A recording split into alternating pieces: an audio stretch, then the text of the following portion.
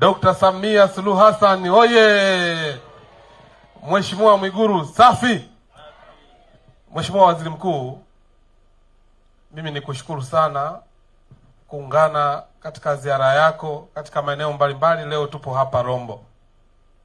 Mheshimiwa Waziri Mkuu, ajenda ya Mheshimiwa mbunge na Waziri wa Elimu kaka yangu Mzee Mkenda ni swala la maji, na maji ambayo yanayotoka katika Ziwa Chara.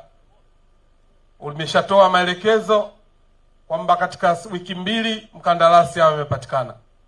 Nataka niwahakikishie ndugu zangu wana Rombo, mimi Juma Aweso ambaye nimepewa dhamana hii ya Wizara ya Maji sitokuwa kikwazo kwa wana Rombo kupata maji safi, salama na yenye kutosheleza.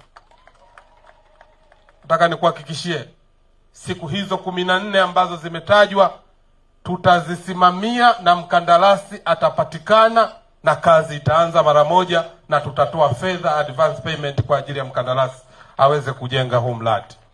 Kwa hiyo Mheshimiwa mbunge, katika siku hizo 14 we tafuta suti ambao siku ile uliolea kwa ajili ya kumpokea mkandarasi.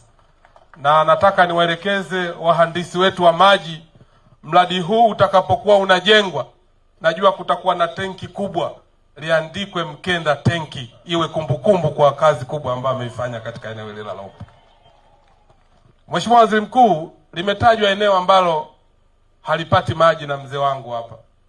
Niwaelekeze wahandisi wetu wa maji, hii kazi watu wanatakiwa wapate maji wakati wote, sio mpaka kiongozi aweze kufika. Kwa hiyo maelekezo, na nitasimamia, nitataka ripoti kabla tujaondoka, maeneo haya wanapata huduma maji safi na salama. Mheshimiwa Waziri Mkuu, kazi iliyofanyika Rombo kwa kipindi cha miaka 5 chini ya Mheshimiwa mbunge mzee wetu Mkenda ni kubwa mno. Zaidi ya bilioni 9 tulileta hapa kuhakikisha wananchi maeneo mbalimbali wanapata huduma maji safi na salama. Tulijenga mradi wa Njoro, wanapata huduma, lakini tuna mradi wa Mahorosha Msaranga, kuna mradi Uona Marangu, Endumet pamoja na Kinyasini Usai wa Mbushi. Hayo ni maeneo ambayo tumetekeleza mradi wa maji.